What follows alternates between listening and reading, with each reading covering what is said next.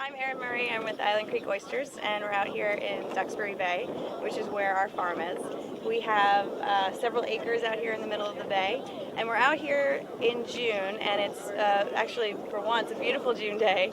And this week of the year is actually one of the best weeks to come out and pick oysters, because we have a whole week of drainer tides, and that's when the water completely drains out of the bay and we get our lease dries out and we can come out here and walk on the middle of it and pick our oysters. The drainer tides happen every month. They happen around the new moon. This happens to be the last week in June, and again, we have just a beautiful stretch of many days of this. So we've been hand picking all week. Skip Bennett started the farm back in the early 90s. One of the things that people are not always aware of is that you actually can eat oysters year round now.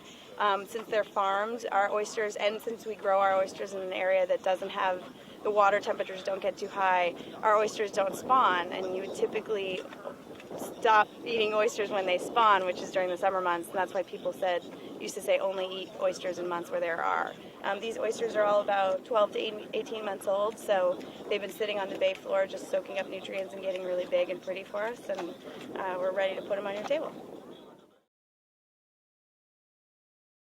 Not many oysters are actually grown in the wild anymore. A lot of oysters that you eat in restaurants are farmed these days, but the beauty of farming is that you have a controlled environment. So you can start them from seed, where we get our oyster seed from a couple different hatcheries, and we keep them in a nursery until they're a certain size, and we can control their environment, and we can control the food that they're eating, and or at least the water that they're getting, and that controls the food they're eating. And then we can keep them out in these cages and out here on the bay floor for a long enough period of time that they can get to a good big size before we lay them out on the bay floor. So we'll keep them until they're probably 4 or 5 months old in this caging system, so they're protected from any predators and they get all the right food that they need.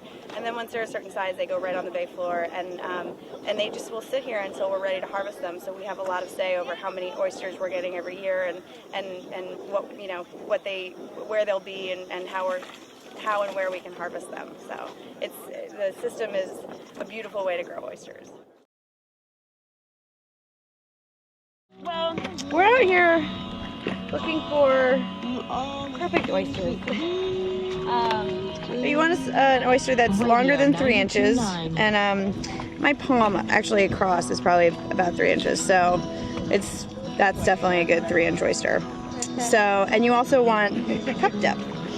So that if you were to put this on a plate, there would be a lot of meat in there.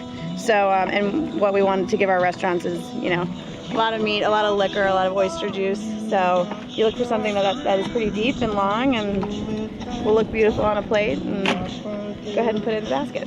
When we're picking, you sometimes get stuff like this it's just a dead oyster shell, or one that's gone. Other times you'll find something like this that's pretty much a perfect oyster for us to keep, so you hold on to it. You pick up something like this and it's a little small. It's definitely not sellable, but you know that eventually that'll grow into a nice big oyster, so we're going to leave it out here and let it grow a little longer. We'll probably come back out here and pick in about 3 or 4 or 5 months, and that might be a perfect oyster. So but something like this, it's a great oyster. It's got a lot of meat in there, but it's got a funky shape. So again, we might let it sit for a little while, and maybe it'll grow out this way a little bit.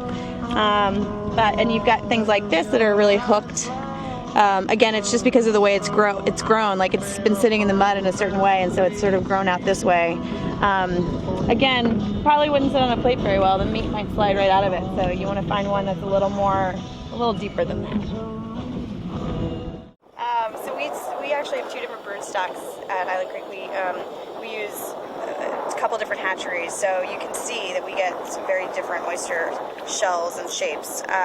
These 2 oysters are actually going to taste the same, but this one, just as you can see from the ridges, is just going to be a smaller, shapelier oyster, and this is going to grow a little bit big. This stock might grow a little bit bigger. So, but these actually remind us of the West Coast, the Kumamotos, and they're delicious, but it's just that the meat grows a little bit differently in there.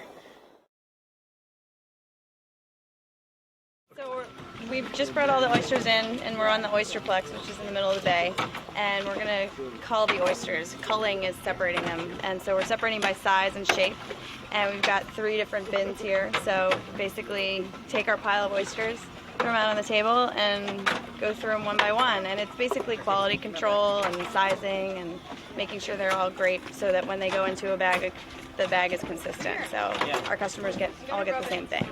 So you do a couple of checks to make sure that they're all live and kicking and that they sound good and full. And this is a good, nice jumbo. So we got a jumbo crate over here. Yeah, we just basically do it based on size and shape. So that's the cull. Cool.